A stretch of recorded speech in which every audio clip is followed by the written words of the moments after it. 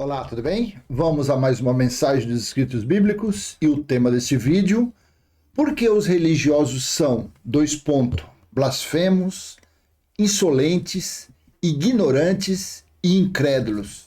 É isso mesmo. Por que os religiosos estão adequados a estes adjetivos? Por que será? Porque é uma falácia? É uma narrativa errônea da minha parte? Não. Conforme o que eu vou ler para você, eles são semelhantes a Saulo. Eles são semelhantes a Saulo antes de conhecer a graça do Cristo ressuscitado. Eles são semelhantes a Saulo antes de ter conhecimento da revelação da sã doutrina. Para você que não sabe, Saulo era o nome de Paulo. E os religiosos, os líderes religiosos, a teologia, eles são exatamente iguais. Eles vivem práticas que Paulo considerou como esterco. Eles praticam obras mortas, obras estas comparadas a refúgio por Paulo, quando ele teve o encontro verdadeiro com a sã doutrina. Então os religiosos, infelizmente, eles estão nas trevas do Velho Testamento. Eles estão eles estão sob as maldições mosaicas. Eles estão debaixo de ensinamentos já findados no sacrifício da cruz. Eles praticam obras mortas, obras essas desqualificadas pelo sacrifício vicário de Yeshua, Jesus de Nazaré no madeiro. Leia comigo. 1 Timóteo, capítulo 1, versículo 12 e 13. Estou utilizando o texto da Nova Almeida Atualizada, a NA. Dou graças a Cristo Jesus, não Jesus de Nazaré, nosso Senhor, que me fortaleceu e me considerou fiel, designando-me para o ministério. A mim, que no passado era blasfemo, perseguidor e insolente, mas alcancei a misericórdia, pois fiz isso na ignorância, na incredulidade. Então Paulo estava falando que no passado ele era o quê? Blasfemo, insolente, ignorante e incrédulo. Por que Paulo disse isso? Porque no passado ele chegou a ser fariseu na lei. Ele era um doutor, ele era mestre com base nas leis mosaicas. E por isso que ele estava se considerando isso. E por isso que eu escolhi o tema para esse vídeo. Porque assim vivem os religiosos. Aí você do outro lado, não, mas aonde eu frequento, na minha igreja, não, na minha igreja prega Paulo. Prega Paulo? Deixa eu só abrir um parênteses aqui. Isto que eu estou lendo faz parte da segunda fase do Evangelho. Jesus de Nazaré pregou o Evangelho da circuncisão, as boas novas a respeito dele aos judeus. Paulo recebeu a revelação da graça do Cristo ressuscitado, o Evangelho da incircuncisão, as boas novas para o povo gentil. Só que nós estamos vivendo no Evangelho eterno, que é a terceira fase do Evangelho. Apocalipse capítulo 14, versículos 6 e 7, foi estabelecido o Evangelho eterno a todas as nações, a todos os povos. E nós vivemos na escatologia consumada. Nós não vivemos mais na graça pregada por Paulo. Nós vivemos da escatologia consumada. Apocalipse capítulo 21, versículo 2 e 3. É o tabernáculo espiritual de Deus em nosso espírito. E ele está em nosso espírito. Depois você confira. Apenas fechando parênteses, apenas dando essa ideia. Eu não estou pregando a graça para você. Eu não estou. Se eu tivesse que estar pregando alguma coisa aqui, seria o Evangelho eterno. Não voltando para trás. Eu estaria aqui pregando a escatologia consumada. Mas eu não estou pregando a escatologia consumada porque Jeremias capítulo 31, versículo 31 e 34, Deus falou pela boca do profeta. Depois daqueles dias, ninguém precisará falar mais de mim, de Deus, porque todos me conhecerão, desde o maior ao menor deles.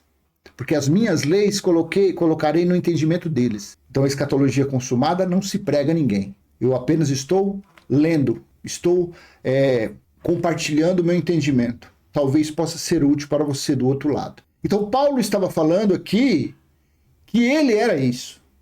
E quem é um religioso que vive, que pratica obras antes da cruz, está nessa mesma coisa. Por que Paulo falou isso?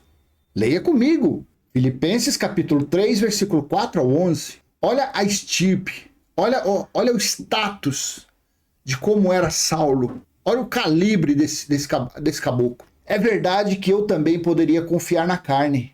Se alguém pensa que pode confiar na carne, eu ainda mais. Fui circuncidado ao 8º dia.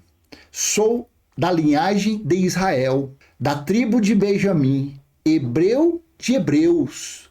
Quanto à lei, eu era fariseu. Quanto ao zelo, perseguidor da igreja. Quanto à justiça que há na lei, irrepreensível.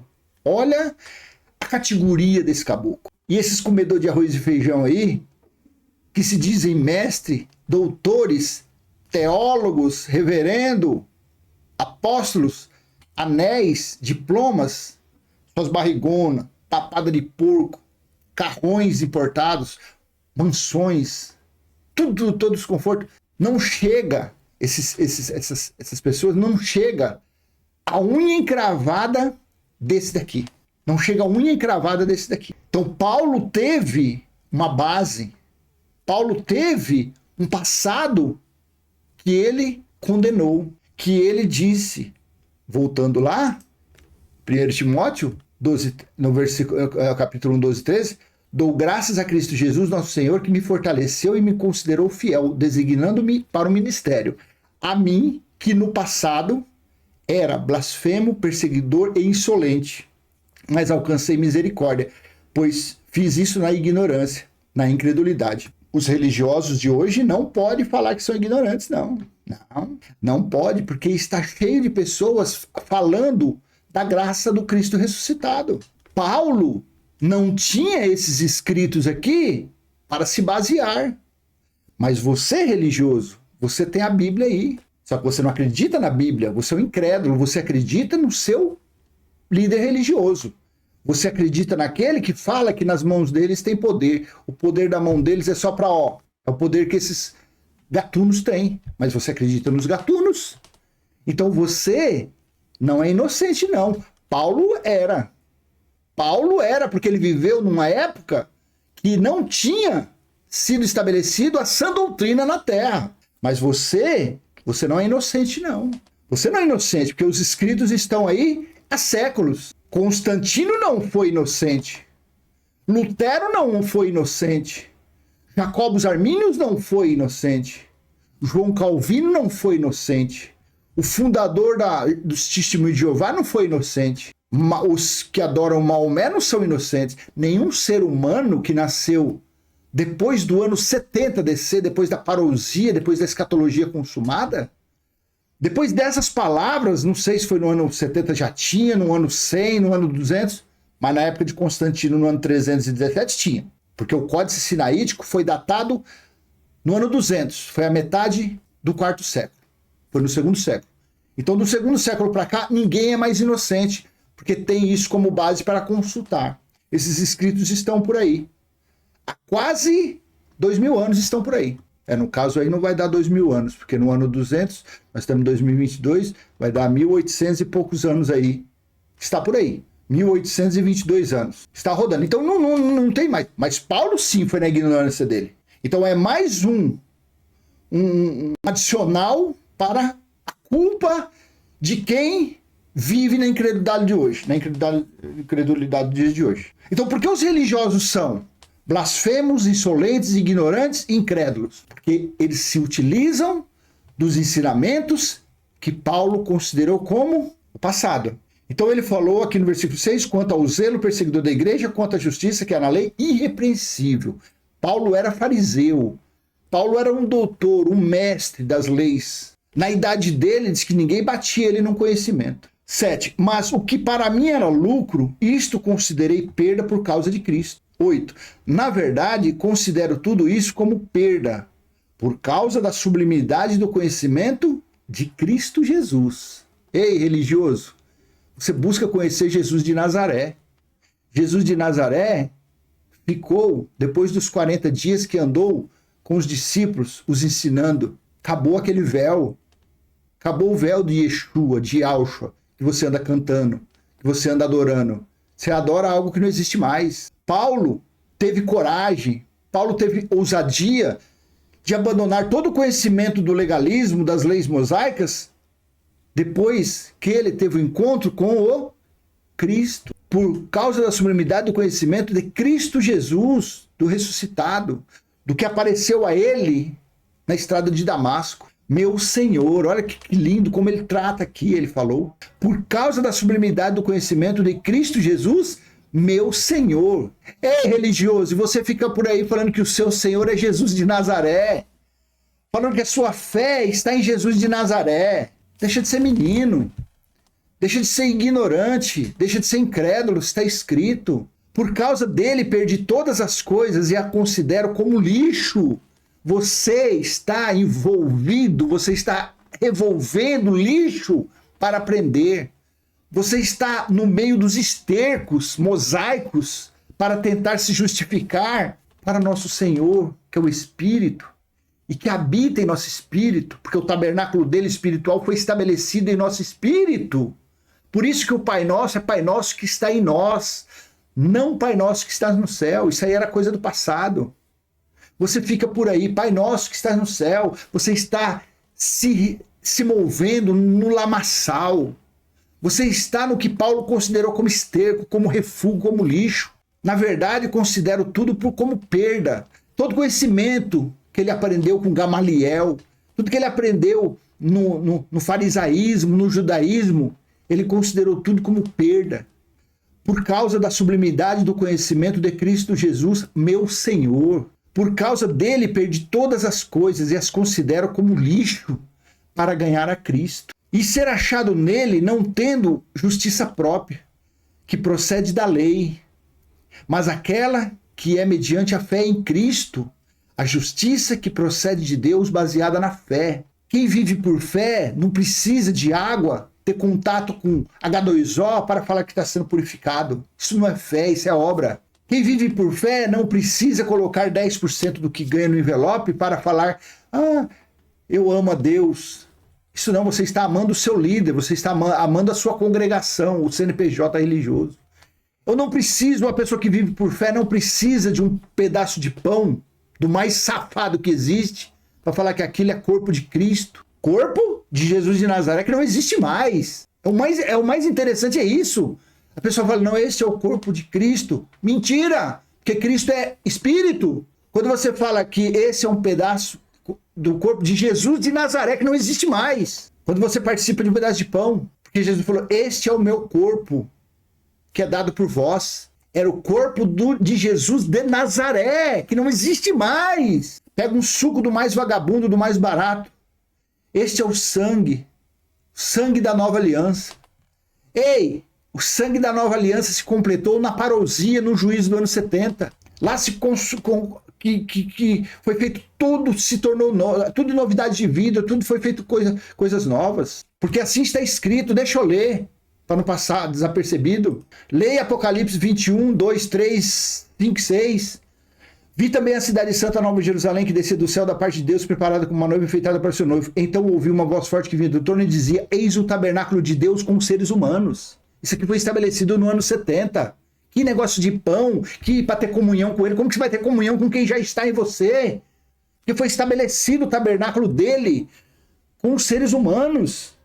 Isso aconteceu no juízo do ano 70. Deus habitará com eles e eles serão povos de Deus e Deus mesmo estará com eles. Será o Deus deles. Você precisa de pedaço de pão para ter comunhão com alguém que já está em você. Versículo 5. E aquele que estava sentado no trono disse, eis que faço nova todas as coisas. Aqui foi o cumprimento da nova aliança. Eis que faço nova todas as coisas, e acrescentou, escreva, porque essas palavras são fiéis e verdadeiras. A religião trata isso como uma mentira. Versículo 6, disse-me ainda, tudo está feito. Eu sou o alfa e o ômega, tudo está feito, não sobrou mais nada. Veja outra passagem interessante. Olha que interessante, Hebreus 8, do 8 em diante. E de fato, repreendendo, diz, eis aí vem dias, diz o Senhor, e firmarei nova aliança com a casa de Israel e com a casa de Judá. Isso aqui ocorreu na parousia no ano 70, quando foi estabelecida a justiça eterna, quando se cumpriu Daniel 9, 27. Não segundo a aliança que fiz com os seus pais, no dia em que tomei pela mão para os tirar da terra do Egito, pois eles não continuaram na minha aliança. Eu não dei atenção a eles, diz o Senhor. Porque esta é a aliança que farei com a casa de Israel depois daqueles dias. Depois daqueles dias significou o dia do Senhor, do ano 66, a metade do ano 70 DC, 3 anos e meio. Diz o Senhor, imprimirei as minhas leis na mente deles e as escreverei sobre o seu coração. Eu serei o Deus deles e eles serão o meu povo.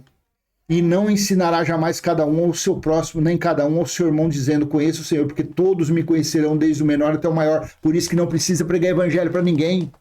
A gente só tem que ler aqui porque existe religião. A religião, o sistema religioso que está por aí. Então Deus está levantando pessoas para ler, não para pregar, para ler, para mostrar, para clarear a vista de quem está nas trevas. Então olha que coisa linda aqui, ó. Porque esta é a aliança que farei com a casa de Israel depois daqueles dias, diz o Senhor, imprimirei as minhas leis na mente deles e escreverei no seu coração. Eu serei o Deus deles e eles serão o meu povo. Assim se cumpriu. Apocalipse 21, 2 e 3. No 3 aqui, ó.